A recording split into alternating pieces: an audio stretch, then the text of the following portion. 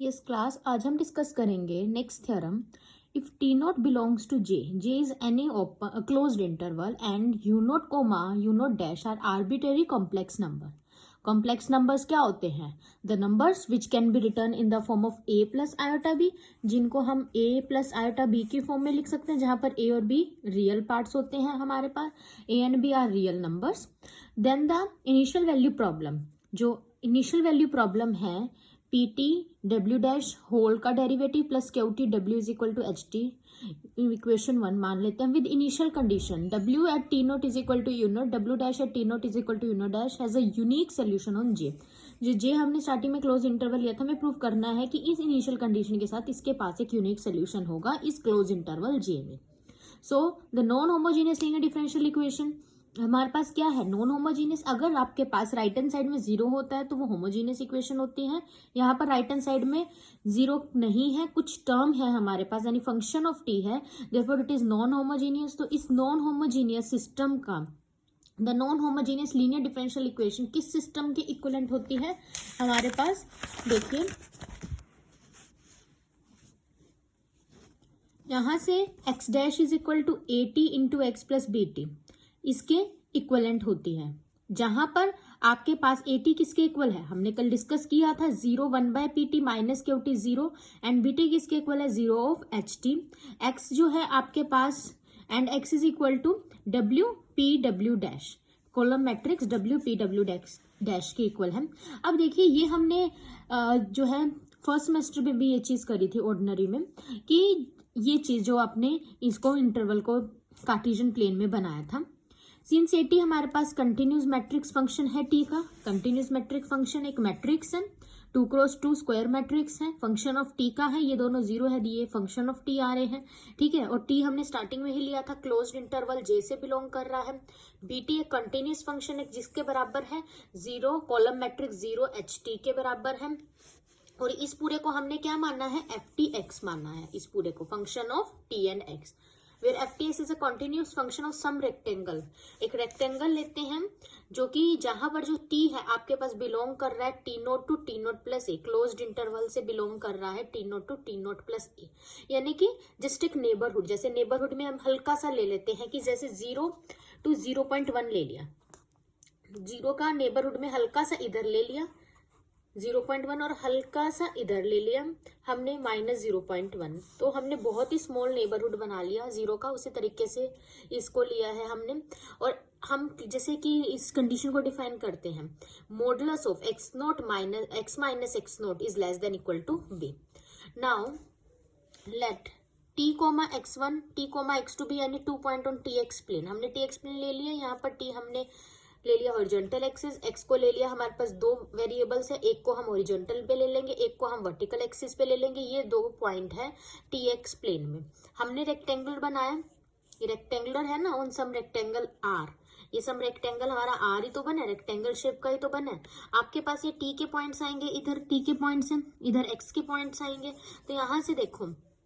यहाँ पर इनिशियली ये ले लिया आपके पास की t is equal to T naught, t is equal to T naught, और ये कुछ डिस्टेंस चले, कितना डिस्टेंस है? ए, और यहाँ पर पहुंच गए T is equal to T naught plus A, कुछ डिस्टेंस ए तक पहुंच गए। ऐसे ही आपके पास ये सपोज है एक्स नोट माइनस बी,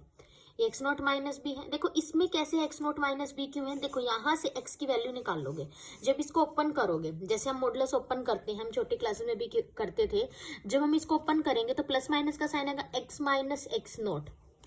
यहाँ तक क्लियर है? विच इज अब less than equal to b है ना। अब यहाँ से इसको, इसका मतलब क्या है कि ये एक बारी प्लस बी के इक्वल होगा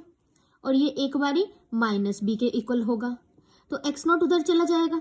तो जब एक्स नोट उधर चला जाएगा तो एक क्या आ जाएगा? X is equal to x naught plus b, और एक बारी एक्स नोट उधर चला जाएगा माइनस बी के साथ, तो क्या आ जाएगा? X is equal to x naught minus b. ये जैसे कि रूट में प्लस माइनस का साइन लगता है, ऐसे ही मॉडुलस में भी प्लस माइनस का साइन लगता है, इसलिए एक्स का ये इंटरवल हुआ और टी के लिए हमारे पास ये interval T naught to T naught plus A हुआ।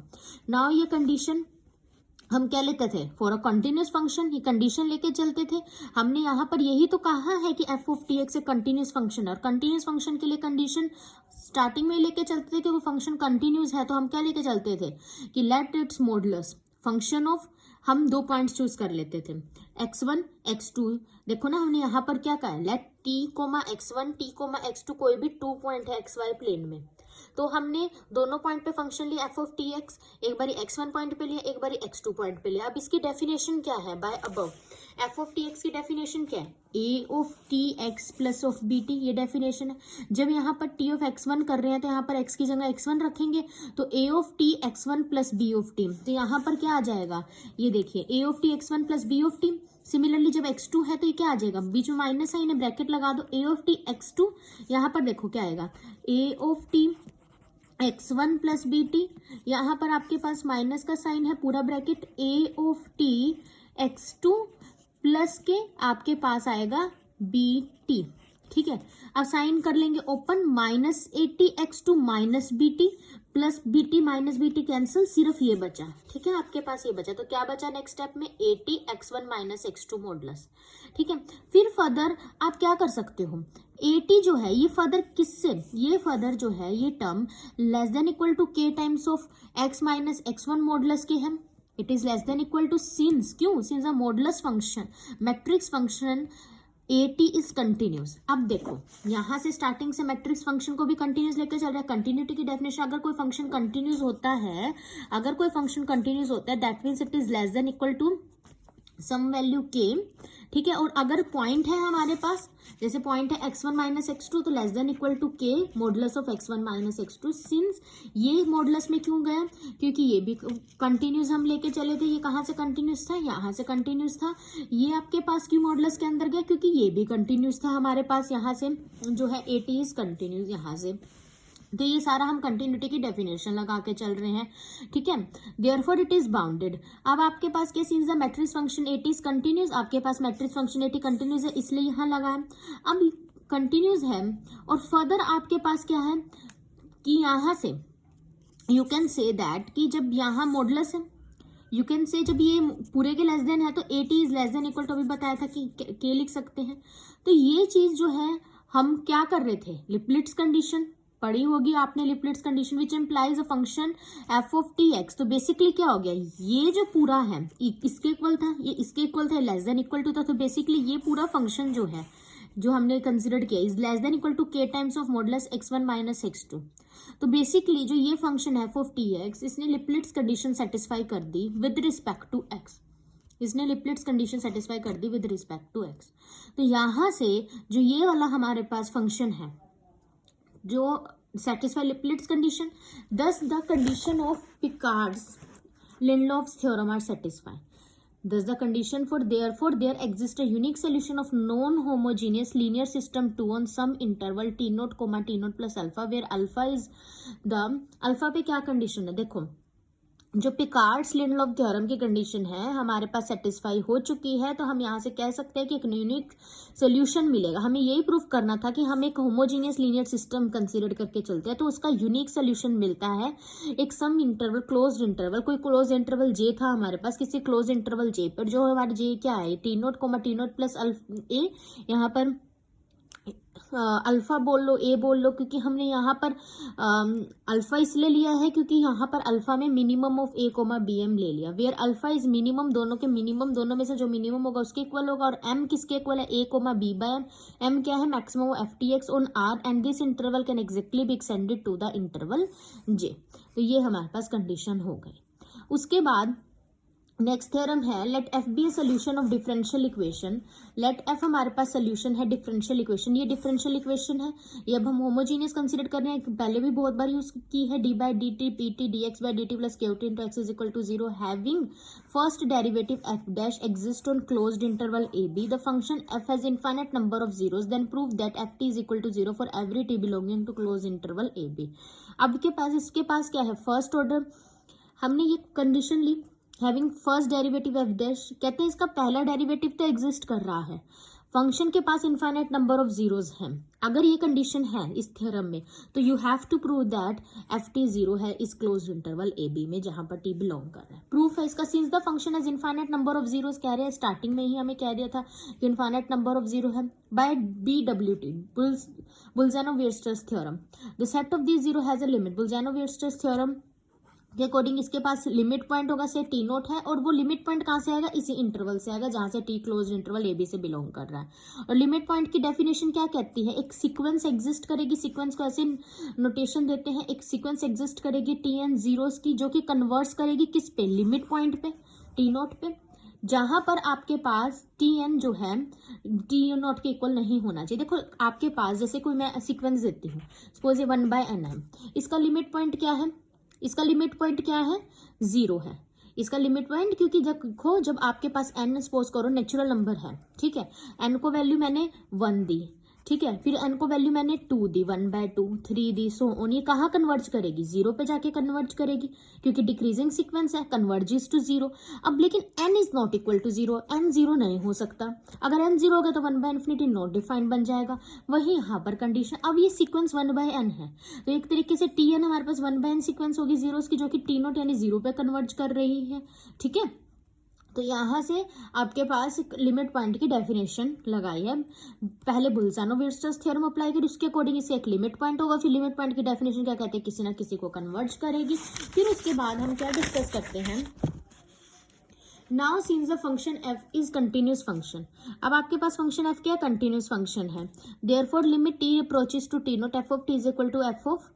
t naught. अब आपके पास कंटिन्यूस फंक्शन है, कंटिन्यूस फंक्शन है, तो यानी कि जो आपके पास बाय द डेफिनेशन क्या होता है, कंटिन्यूस फंक्शन भी है, टी नोट इसका लिमिट पॉइंट भी है, तो therefore limit t approaches to T naught f of t is equal to f of t naught, यानी कि ये जो फंक्शन है जब इसमें हम लिमिट पे अप्रोच कराएंगे तो ये किसके इक्वल होगा, फंक्शनल की वैल्यू किसके इक्वल होती है,